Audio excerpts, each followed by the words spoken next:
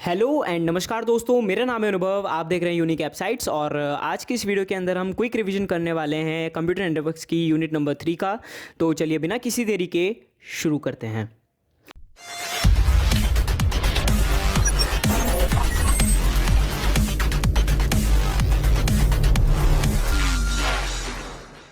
तो दोस्तों unit number 3 computer networks की, जिसका नाम है नेटवर्क लेयर, उसका पहला टॉपिक है ड्यूटीज़ ऑफ नेटवर्क लेयर। इसके अंदर टोटल 4 ड्यूटीज़ होती है नेटवर्क लेयर की। सबसे पहले होता है इंटरनेट वर्किंग। जो भी इंटरनेट के ऊपर हम काम करते हैं वो मेन जो स्टार्ट होता है वो नेटवर्क लेयर से ही स्टार्ट होता है।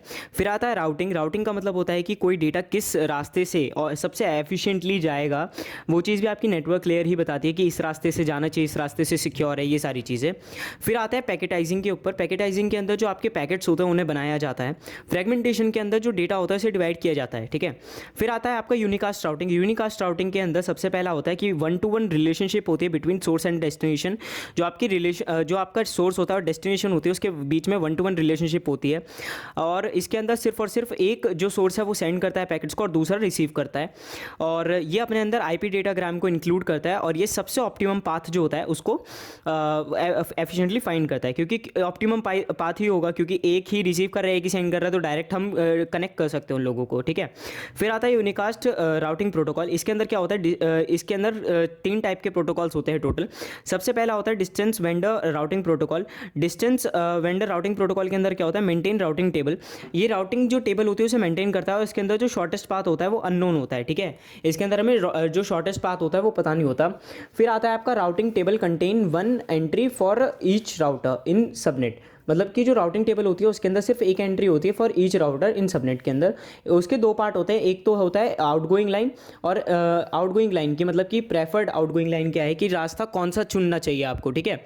तो और दूसरा है आपका एस्टिमेट टाइम और डिस्टेंस, जो है आपका एस्टिमेटेड टाइम है या डिस्टेंस है वो बताता है, ठीक है। 1 टपल पर डेस्टिनेशन। इसके अंदर एक टपल यूज़ करते हैं पर डेस्टिनेशन के ऊपर, और जो इसके डिफाइन करते हैं ना टपल को, कैसे डिफाइन करते हैं, डेस्टिनेशन लिखते हैं पहले कॉमा कॉस्ट, ठीक है। फिर आता है tuple is equal to sum of cost on shortest path. जो टपल होता है उसको हम कैसे कह सकते हैं कि कॉस्ट होती है ऑन शॉर्टेस्ट पाथ, ठीक है। फिर आता है लिंक स्टेट राउटिंग प्रोटोकॉल। ये सेकंड नंबर का राउटिंग प्रोटोकॉल होता है। इसके 5 ऑपरेशन होते हैं। सबसे पहला डिस्कवर करता है नेबर्स को और लर्न करता है नेटवर्क एड्रेस को। फिर उसके बाद ये मीज़र करता है डिले को, कॉस्ट को, जो कि हर नेबर से बनेगी। कंस्ट्रक्ट करता है एक पैकेट को contain network address and delay of neighbour. मतलब एक पैकेट जो होता है उसे कंटेन करता है जिसके अंदर नेटवर्क एड्रेस होता है और वो डिले नापता है कि नेबर तक पहुंचने के लिए कितना डिले लगेगा। Send this packet to all routers. सारे राउटर्स को भेज देता है ये। कंप्यूट शॉर्टेस्ट पाथ, और ये शॉर्टेस्ट पाथ को जो है फाइंड करता है। Topology and delay conveyed to each router. जो टोपोलॉजी होती है किस तरीके से भेजा जा रहा है, और जो डिले है वो भी भेजी जाती है सारे राउटर्स के लिए। और डिजिस्त्रा जो है उसको हम यूज़ कर सकते हैं, मतलब कोई सी भी एल्गोरिदम यूज़ कर सकते हैं मेनली, लेकिन जो हमारे सिलेबस में नाम लिए गए हैं पहले मैंने वो लिए, तो डिजिस्त्रा जो है उसको यूज़ किया जा सकता है शॉर्टेस्ट पाथ के लिए। दोस्तों एक बात और कि ये वाला जो सिलेबस है जो मैं आपको पढ़ा रहा हूँ इस टाइम, ये लेटेस्ट है, मतलब कि अपडेटेड है। और जो मैंने आपको इंपॉर्टेंट क्वेश्चन की वीडियोस दी हैं वो भी बिल्कुल अपडेटेड हैं, उसके अंदर कोई भी पुरानी चीज़ नहीं है, ठीक है। अलोहा वगैरह ये जो सारी चीज़ें थी ये पहले हट चुकी हैं, सिलेबस में से हटा चुका है AKTU, तो ये सारी चीज़ें मैंने ऐड नहीं करी हैं। बिल्कुल लेटेस्ट वीडियो है, बिल्कुल अपडेटेड सिलेबस है, ठीक है। तो बिल्कुल भी आपको कंफ्यूज होने की जरूरत नहीं है कि पुराना सिलेबस पढ़ा रहा हूँ, नहीं, बिल्कुल नया है, ठीक है। फिर आता है पाथ वेक्टर RP। इसके अंदर क्या होता है, ये तीसरी और लास्ट कैटेगरी होती है routing protocol, unicast routing protocol की। तो इसके अंदर क्या होता है, इंटर डोमेन राउटिंग होती है। ये 1 node in each automatic system acts on behalf of. मतलब कि मान के चलिए कि आपके घर के अंदर एक बल्ब है, ठीक है। वैसे तो बल्ब बहुत सारे, एक मेन केबल जा रही है उससे एक बल्ब कनेक्टेड है, एक दूसरा कनेक्टेड है, लेकिन अब क्या है कि एक ऑटोमेटिक सिस्टम हम लेट कर लेते हैं। तो इसका जो ये बल्ब है ना, ये ऑन द बिहाफ ऑफ, जैसे हमारी क्लास होती है, क्लास के अंदर हर एक बच्चा कंप्लेन कर सकता है लेकिन फिर भी हम CR को भेजते हैं, उसी तरीके से ऑटोमेटिक सिस्टम के अंदर क्या होता है कि ये on the behalf of entire autonomous system ये एक्ट करता है, ठीक है। ये सिंगल नोड होती है, उसको स्पीकर नोड बोलते हैं। और ये SN का मतलब यहाँ पे क्या है, ये स्पीकर नोड, ठीक है। Speaker node authentication server creates routing table, और जो SN ऑथेंटिकेशन सर्वर होता है वो क्रिएट करता है राउटिंग टेबल को, और SN एडवर्टाइज करता है पाथ को, ठीक है। फिर हम आगे बढ़ते हैं तो आता है काउंट टू इन्फिनिटी प्रॉब्लम। ये भी एक थोड़ा सा इंपॉर्टेंट टॉपिक है। तो इसके अंदर क्या होता है, डिस्टेंस वेक्टर राउटिंग होती है, इसके अंदर डिस्टेंस वेक्टर राउटिंग होती है, इज मेन इशू। इसके अंदर मेन इशू होता है डिस्टेंस वेक्टर राउटिंग, एक मेन इशू होता है। ये कॉज कैसे करता है, CTI का मतलब क्या है, cause count to infinity problem. जो DVR होता है वो कॉज करता है CTI प्रॉब्लम को, occur when interface goes down. और ये जब होता है जब इंटरफेस जो होता है ना वो डाउन हो जाता है, मतलब कि काम नहीं करता है। Two router send update at time, या फिर कब हो सकता है, जब दो राउटर एक ही टाइम पर अपडेट को सेंड कर दें। फिर आता है कॉन्जेशन। कॉन्जेशन एक बहुत इंपॉर्टेंट टॉपिक है, इसको हम MI भी लिख सकते हैं, मोस्ट इंपॉर्टेंट। तो यहाँ पे क्या होता है, if user sends data into the network at a rate greater than allowed by network source. मतलब कि मान लीजिए कि मैंने आपको जो नेटवर्क रिसोर्स है उसने मुझे बोल रखा है कि आप 10 MB/s की स्पीड से आप भेज सकते हो, लेकिन मैं जो डेटा भेज रहा हूँ वो भेज रहा हूँ मैं 15 MB/s के हिसाब से। तो वहाँ पे कंजेशन आ जाएगा, क्योंकि जब नेटवर्क इतना अलाउ ही नहीं करता और मैं इतना भेज दूं तो फिर क्या होगा, कंजेशन ही होगा। तो इसकी टेक्निक्स क्या क्या होती है जिससे हम इसको रोक सकते हैं। तो टोटल हम कह सकते हैं कि दो टाइप की होती है। सबसे पहला होता है ओपन लूप कंजेशन कंट्रोल और दूसरा होता है क्लोज लूप कंजेशन कंट्रोल। ये क्या होता है, ये पॉलिसीज़ जो होती हैं वो बिफोर होती हैं, मतलब कि होने से पहले ही ये अप्लाई कर दी जाती है पॉलिसीज़। इसके अंदर भी दो टाइप के होते हैं। सबसे पहला होता है रीट्रांसमिशन पॉलिसी। इसके अंदर ऑप्टिमाइज एफिशिएंसी, ये ऑप्टिमाइज करता है। देखिए दोस्तों, इसके अंदर आपको ये लिखना तो है ही है कि ये कंजेशन को कंट्रोल करता है, लेकिन साथ ही साथ आपको क्या इसको यूज़ क्यों करते हैं, एफिशिएंट, मतलब इसकी खासियत क्या है कि इसको यूज़ करें हैं। तो इसका है ऑप्टिमाइज एफिशिएंसी, ठीक है। विंडो पॉलिसी के अंदर होता है, ये सेंडर के लिए होता है, ठीक है गाइस, ये सेंडर के लिए होता है। Selective repeat window is better than go back. तो ये जो सेलेक्टिव विंडो का मतलब क्या है कि सेलेक्टेड डेटा को बार बार भेजते रहो, जबकि गो बैक एंड विंडो में क्या होता है कि जो डेटा है वो वापस आएगा, सारा का सारा फिर जाएगा, रीट्रांसमिट होगा। तो इससे बेटर क्या है कि आप जो रिपीटेड, जो रह गया है कंजेस्शन में फंस गया है, उसको ही भेज दो दोबारा, है ना। तो सेलेक्टिव रिपीट विंडो होती है। फिर आता है एक्नॉलेजमेंट पॉलिसी। ये रिसीवर की साइड के लिए होता है, ये सेंडर की साइड के लिए होता था, ये रिसीवर की साइड के लिए होता है। और ये जो रीट्रांसमिशन पॉलिसी होती है तो सबके लिए होती है, ठीक है, दोनों के लिए। तो यहाँ पर आता है receiver does not acknowledge every packet is received. जो रिसीवर है वो ये एक्नॉलेज नहीं करता कि हर एक पैकेट रिसीव हुआ है, ठीक है। मतलब कि मान लीजिए कि इसने 10 पैकेट भेजे, सेंडर ने 10 पैकेट भेजे और इसने 10 के 10 पैकेट रिसीव कर लिए, लेकिन रिपोर्ट नहीं किया। इसने रिपोर्ट कर दिया कि मेरे पास 8 आए हैं, तो क्या होगा, यहाँ पे तो दिक्कत आ जाएगी ना, क्योंकि ये तो 10 भेज चुका है, यहाँ पे 8 पहुँचे हैं, लेकिन पहुँचे 10 है, लेकिन रिपोर्ट कितने किए हैं, 8 किए हैं। तो यहाँ पे क्या होगा, एक्नॉलेज नहीं किया, जिसकी वजह से आपको ये कंजेशन कंट्रोल करना पड़ेगा, कंजेशन एरर आ जाता है। फिर आता है क्लोज लूप कंजेशन कंट्रोल। ये जब होता है, जब होने के बाद होता है, मतलब कंजेशन हो गया उसके बाद क्या करें। इसके होते हैं टोटल 4 ऑप्शंस। तो इसके टोटल 4 टाइप्स होते हैं। सबसे पहला होता है बैक प्रेशर, फिर आता है चॉक पैकेट, फिर आता है इम्प्लिसिट सिग्नलिंग और फिर आता है एक्सप्लिसिट। अगर हम बैक प्रेशर की बात करें तो ये स्टॉप कर देता है रिसीविंग डेटा। एक जैसे कंजेशन हुआ ये रिसीव करना बंद कर देगा इमीडिएटली। अपस्ट्रीम नोड्स, मतलब अपस्ट्रीम नोड्स का मतलब क्या है कि जो ऊपर से डेटा आ रहा है इसकी तरफ, वहाँ से डेटा रिसीव करना इमीडिएटली बंद कर देगा, ठीक है। फिर आता है आपका चोक पैकेट। इसके अंदर क्या होता है, the warning is from router to source station directly. तो ये क्या होता है, वार्निंग दे देता है, किससे, राउटर से लेकर के सोर्स तक सब डायरेक्टली ये वो भेज देता है कि यहाँ पे भैया चोक हो गया है, ठीक है। फिर आता है इम्प्लिसिट सिग्नलिंग। इसके अंदर क्या होता है, no communication between congested node and source. तो इसके अंदर जो कंजेस्टेड नोड होती है, जिस रोड पे जाम लग गया उस रोड पे आप जाओगे क्या, नहीं जाओगे। तो वैसे ही यहाँ पे है। इम्प्लिसिट सिग्नलिंग के अंदर क्या होता है कि मान लीजिए किसी रोड पे जाम लग गया और आपको पता चल जाए, तो आप उस रोड से जाओगे नहीं, आप बाईपास ले लोगे या दूसरे रोड से चले, वही होता है यहाँ पे, ठीक है। फिर आता है एक्सप्लिसिट। एक्सप्लिसिट के अंदर होता है send a signal to source और डेस्टिनेशन। ये क्या करता है, एक यहाँ पे भी आप सिग्नलिंग लिख लेना, एक्सप्लिसिट सिग्नलिंग। तो ये क्या करता है, सेंड करता है सिग्नल को सोर्स को या फिर डेस्टिनेशन को कि भैया एरर आ गया है, ठीक है। फिर आता है ओपन लूप और क्लोज लूप के अंदर डिफरेंस देख लेते हैं। तो यहाँ पे क्या होता है, सीसी का मतलब कंजेशन कंट्रोल है, इस ये कोई दिक्कत नहीं है। प्रिवेंट कंजेशन, ये प्रिवेंट करता है, ये रिमूव कर देता है, ये हटाता है, ये डायरेक्ट, ठीक है। ये प्रिवेंट करता है, ये रोकता है और ये हटा ही देता है। प्रिवेंट फ्रॉम हैपनिंग, ये होने से ही रोकता है और ये कब काम करता है, रिमूव कब करता है, जब हो जाता है। No end to end feedback, ये एंड टू एंड फीडबैक नहीं देता, लेकिन जबकि ये एडजस्ट करता है डेटा रेट को, depends on some kind of feedback. मतलब कि मान लीजिए कोई फीडबैक मिला कि हाँ भैया रास्ता खुल गया है, जाम खुल गया है, अब आप डेटा भेज दो, तो ये डेटा रेट को उस चीज़ पे डिपेंड करके स्टार्ट कर देगा चीज़ें, ठीक है। फिर आता है आपका नेक्स्ट टॉपिक QoS। QoS क्या होता है, quality of service. Quality of service के अंदर क्या होता है, achieve maximum bandwidth and provide better service. ठीक है, तो इसके 4 होते हैं। सबसे पहले रिलायबिलिटी होनी चाहिए, जिटर कम होना चाहिए, डिले कम होनी चाहिए, बैंडविड्थ हाई होनी चाहिए। ठीक है, बस यही है।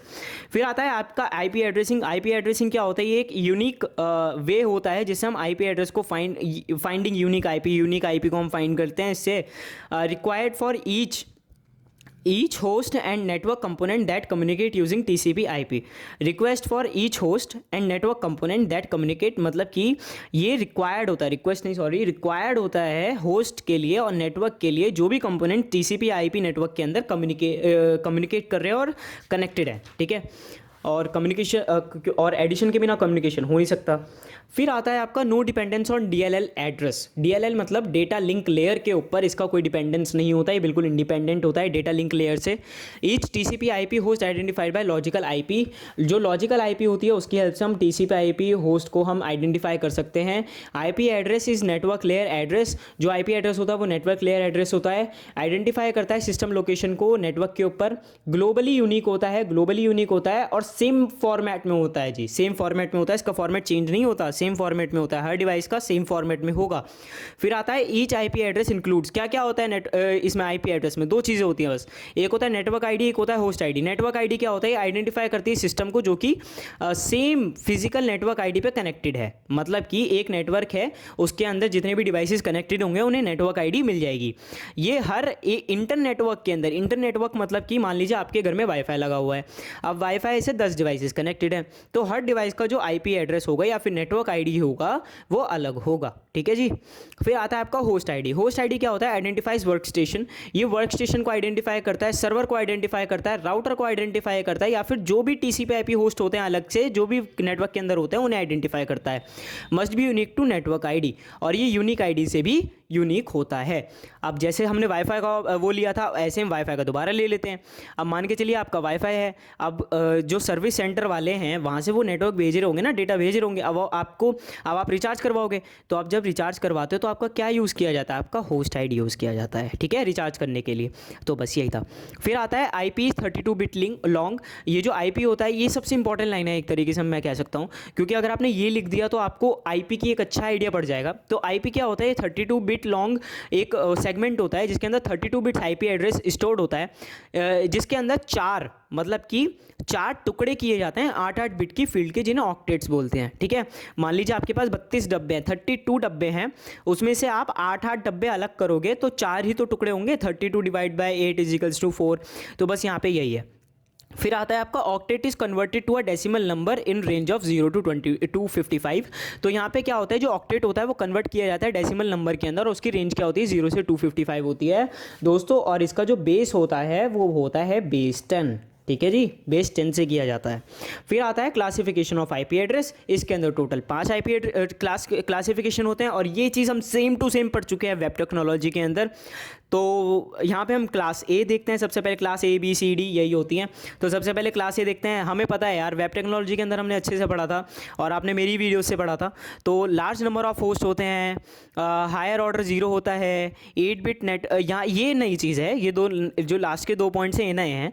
तो यहाँ पे 8 bit for network with 24 bits dedicated to host. मतलब कि ये जो 8 बिट का जो एड्रेस होता है ये नेटवर्क आईडी के लिए होता है, लेकिन जो 24 का बाकी का होता है वो होस्ट आईडी के लिए होता है। ठीक है, चलिए, और आप इनका टोटल करोगे 24 + 8 = 32 बिट्स। ठीक है, तो ये बात ध्यान रखिएगा कि हमेशा आपको 32 बिट बना के रखना है।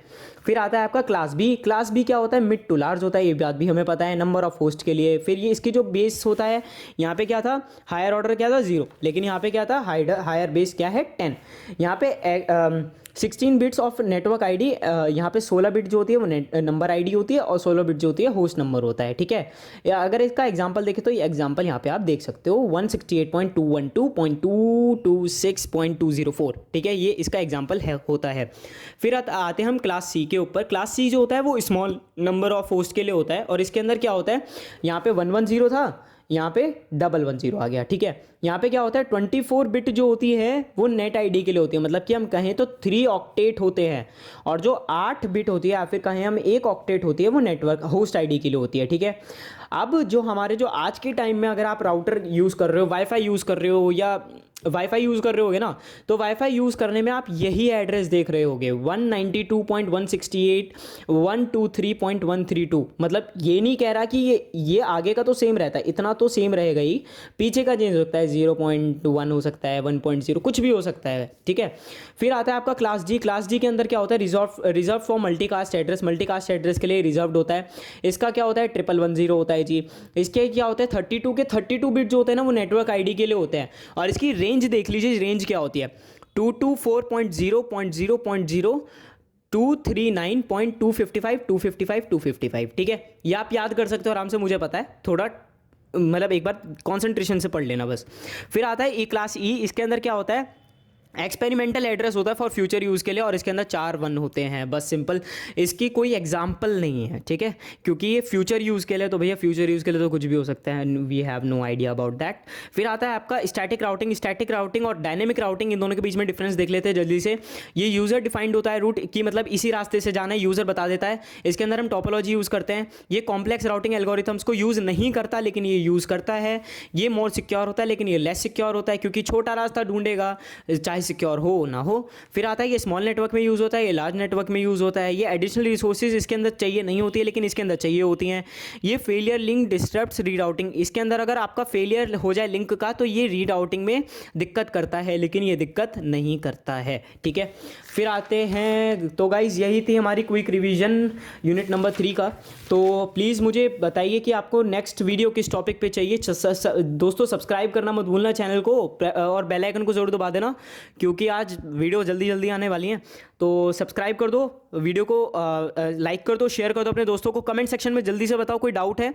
और ये दोस्तों, ये जो class A, class B, class C है, अगर इसमें कोई डाउट है ना, तो गूगल से चेक कर लेना, क्योंकि मैं क्वांटम के ऊपर डिपेंडेंट नहीं हूँ। मैं जो भी आपको इन्फॉर्मेशन देता हूँ वो चेक देता हूँ। तो all the best guys for your examination. और मुझे प्लीज़ कमेंट सेक्शन में ज़रूर बताइए कोई आपको नेक्स्ट टॉपिक पे चाहिए। और प्लीज़ इसके अलावा अगर आप कुछ और पढ़ना चाहते हो, भाई पढ़ना खुल्लम खुल्ला। अगर इतनी आपकी प्रिपरेशन हो चुकी है, क्विक रिवीजन हो चुका है, तो जितना आप कवर करके जा सको उतना कवर करके जाना। ये बिल्कुल लेटेस्ट सिलेबस है। सिलेबस के अंदर चेंजेस हुए हैं, बहुत सारी चीज़ें कटी हैं, तो उन सब चीज़ों को आप पढ़ के जाइएगा। तो हम मिलते हैं नेक्स्ट वीडियो के लिए, नेक्स्ट वीडियो में। तो थैंक्स फॉर वॉचिंग यूनिक एप्साइट्स। प्लीज़ दोस्तों सब्सक्राइब करना और बेल आइकन को जरूर दबा देना।